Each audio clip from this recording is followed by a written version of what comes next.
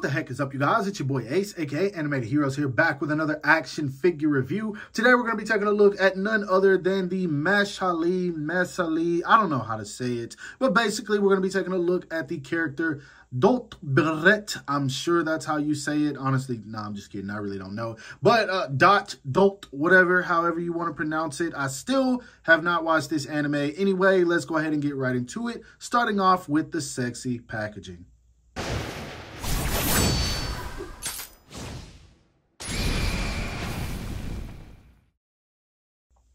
As you guys can see, Tamashii Nations is keeping it pretty consistent with the packaging. This one is pretty much the exact same as the others. The only difference really is the bottom color. Mash was red or a maroon-ish color. Lance was a navy blue. And now we have Dot here, who is kind of like a reddish orange color. I don't know, more on the orange side, but anyway, you got the window where you can see the figure as well as some of the accessories. It says Barrett right there, Bandai Namco, Mashle at the bottom, S.H.Figuarts, Tamashii Nations, Bandai, all that good stuff. Figure looks really nice. You can tell that this guy, just based off of his expression, is like the delinquent character of the group. I've watched enough anime to know that. Anyway, at the top, not much going on. At the bottom, we've got an image of him squatted down right there, looking really cool, just showing this figure's posability. On the side right here, nothing. On this side, we've got a full image of him with the bandana off, looking really dope. And then, of course, on the back, we got some poses we can get the figure into, as well as a bunch of stuff down at the bottom. I cannot read because I imported this figure. Now, anyway, let's go ahead and bust it open because these figures are always a blast to talk about. Now, taking a look at this figure, he is essentially another re-release of the same two figures we've already gotten with just a few differences. Now, what I mean by that, if you sit down Lance right here, and then you sit down Mash right here, as you guys can see, it's literally the same figure. The tie is a bit different, as you can see. Dot does have a very loose tie, like it's not adjusted all the way. And then he does have his shirt untucked, which basically further indicates he is the delinquent of the group. And then again, his facial expressions tell everything. I don't even have to watch this anime to kind of figure out what type of character he is in this anime, but still, like I said, he is pretty much the same as the other figures, and it truly feels like I'm beating a dead horse when I talk about how good this line is. Because of the fact that he is pretty much the same as the other two figures, I am already expecting this to be a good figure. And if you haven't checked out my other reviews, go ahead and check those out, man. These are some very enjoyable figures to review, but I'm not going to waste too much time in this one just because it's almost like I'm reviewing the same thing again. So let's go ahead and take a closer look so we can examine the details.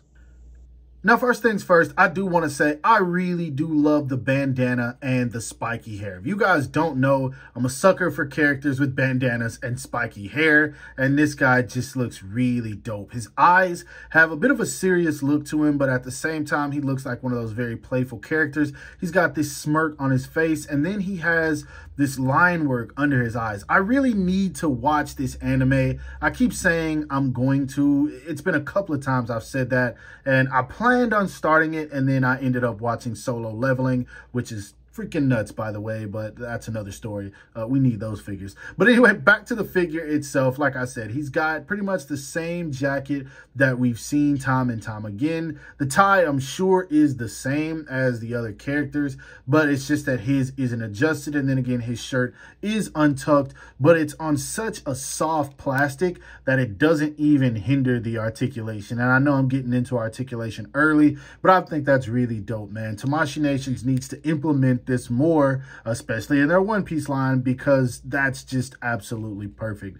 Now, for the rest of the figure, as you can see, you got the sculpted wrinkles in the bigger sleeves that he's wearing, and then the jacket does come all the way down to the lower back. He's got this logo here that all of them have, and the lower pieces are on a hinge for articulation purposes, still looking really, really dang good, man. And then down to the shoes, everything's the same. It's pretty much the exact same figure that we've gotten a couple of times with just a bit of, I don't know, extra added to it. Obviously, this piece right here is going to be completely different, and then the head sculpt. But yeah, still overall a very good looking figure, man. Honestly, I don't know. Between him and Lance, I really like the look of both of these characters. And then this bandana, I think this guy's my favorite, if I'm being honest. I definitely think this one's the one I'm going to enjoy most. But anyway, let's go ahead and put him back so we can see how tall he stands. Now, when it comes to the height of our boy Dot here, to the top of his head, he's a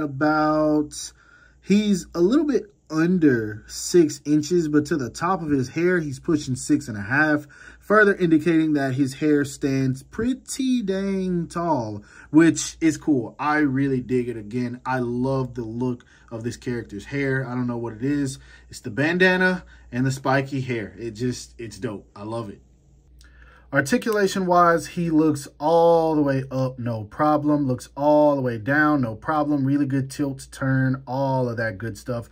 The head just moves around perfectly. That double ball peg does everything that it's supposed to do. These arms go up and out all the way. T-pose is definitely not a problem. They don't pose a problem, no pun intended. The arms can come all the way in. Those butterfly joints work extremely well. He does have a bicep swivel, double jointed elbows that were just flawlessly executed, man. These are just done so well, and they don't look bad at all. As you can see, there's no gapping or anything going on in there. When it comes to the torso, he crunches forward about that much, crunches back about that much. Again, no gapping whatsoever. He does turn at the waist. He does lean forward at the waist despite this shirt being untucked. It just works so well. And as you can see, the engineering under there is a little weird. It is a double ball peg, but it works. And so who am I to complain? He kicks all the way up despite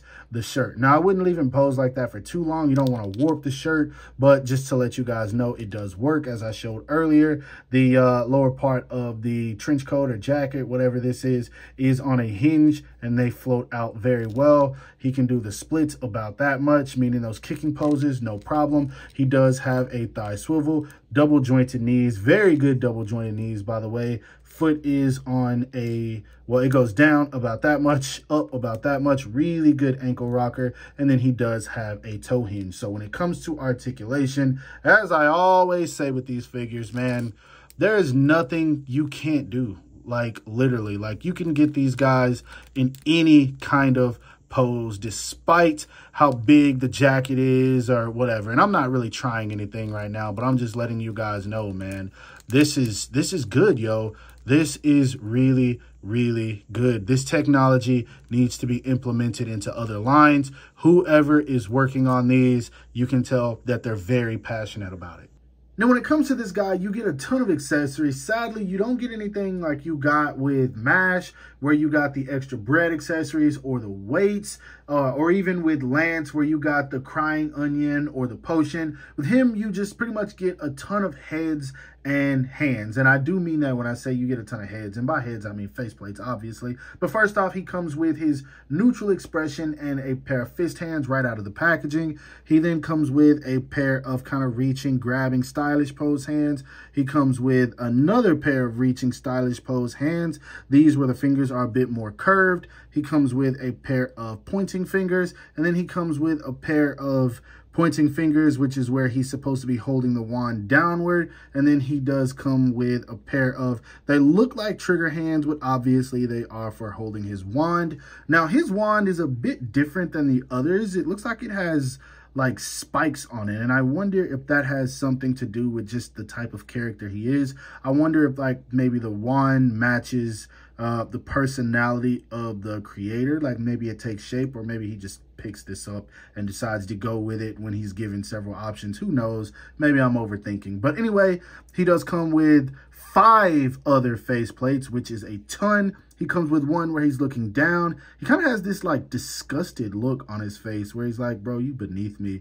He then comes with this comedy expression, which I really like this a lot. As you guys can see, the eyebrows are actually gone on this facial expression. He comes with like this angry attacking face, which this is dope because this is when we get to see him get serious. And also, I didn't mention it, but he does have like a, I don't know if it's a cross, so I'm just going to say a T on his forehead. I wonder again if that has something to do with like his abilities or what type of person he is, maybe a clan or something. I don't know. I need to watch this damn anime and quit playing. Anyway, He comes with this faceplate right here where he kind of has one of his eyes squinted and his tongue out. This one is definitely one of my favorites. But then the last one I really dig is this crying expression right here. Like, I want to watch it specifically for this scene just to see what is happening here. And to top it all off, I already like the head sculpt that we got with the hair. He comes with an extra hair piece where, as you can see, he's got like some of his bangs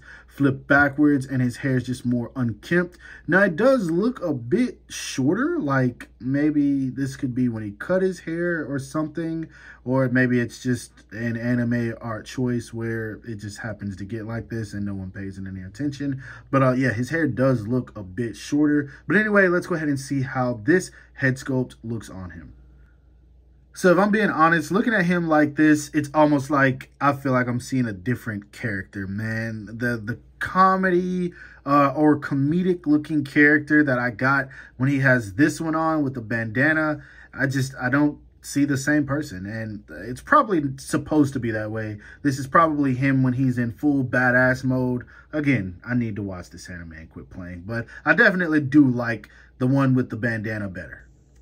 Moving on to size comparisons, here our boy Dot is standing next to the two figures that matter the most. The first two in the line, we have him standing next to Mash, Burn Dead, and of course, Lance Crown. As you can see, these figures are all different heights. Mash is actually the shortest, and then Lance is the tallest. And so even though they are seemingly using the same mold, at least they're scaling it up and scaling it down to get the proper heights on these characters. And something like that I just truly appreciate. And these three look really good together. But honestly, I still got to say, I think Lance is probably still my favorite, man, just because he looks so badass. Here he is standing next to a couple of S.H.Figuarts' main protagonists. First off, we have, it's the Demoniacal Fit 3.0 Goku, but it's basically an S.H.Figuarts. But we're going to call it Demoniacal Fit, even though it's an S.H.Figuarts body. Anyway, we have him standing next to the best Goku figure on the market. We also have him standing next to the S.H.Figuarts Revived Naruto line Naruto Uzumaki and the S.H.Figuarts sadly disappointing Monkey D. Luffy. Here he is standing next to a couple of Figma JJK Greatness figures. We have him standing next to the Figma Yuji Itadori, the Figma Satoru Gojo, the Honored One, and of course the Figma Kento Nanami. Last but not least, for some random extras, here he is standing next to a Marvel Legends Final Swingsuit Spider-Man, a Metacom Toy The Batman, and a Jakks Pacific Supersonic. Now, when it comes to my final thoughts on this figure, I gotta be honest. It's pretty much the same exact thing that I said with the first two releases. If you want a good, solid, perfect action figure, this is that, man. This is literally that. I can try to look for things to complain about when it comes to these figures, but there's absolutely nothing. Whoever has been working on this line has truly put their all into it, and it just goes to show, man, these figures are masterfully crafted, and just big kudos to whoever's been working on this line. I hate to say it, but it just truly feels like these figures are overshadowed by everything else that Tamashii Nations is releasing, because at this point, people really have to pick and choose what to add to their collection. And I think just because the action figure industry is so plagued with figures right now, people are just passing on these because there's other things that they want. And if you look at it, you got Dragon Ball, you got Naruto, you got JJK, you got One Piece, you got Demon Slayer. All of these are Tamashii Nations properties alone. And then if you collect other lines like Mafex, Mezco, Figma, it just makes it that much harder. And then to top it all off, these third-party companies are just going crazy with their releases. It's just so much that you have to choose from. And at this point, if you buy everything that you want, your entire check is gone before you even think about paying rent, electricity, and whatever else you have. So back to the figures. I said all of that to say that these are wonderful figures, man. If it is in your budget to collect this line, I truly recommend giving this line a try, just because they're fun figures to handle, man. If you get your hands on them and if you just like an action figure that you can pose around while just sitting around the house or doing absolutely nothing, this line is that. There's almost no limitations.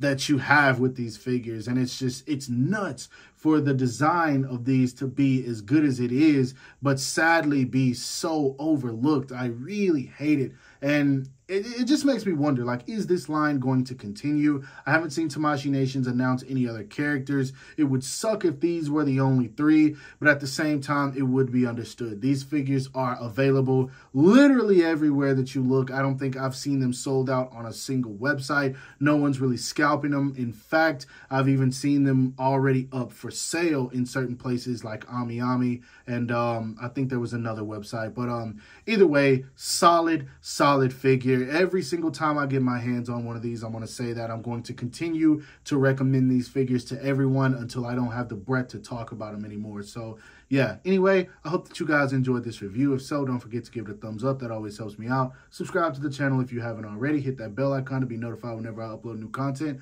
And last but not least, follow me on everything you see listed below. Peace out, guys.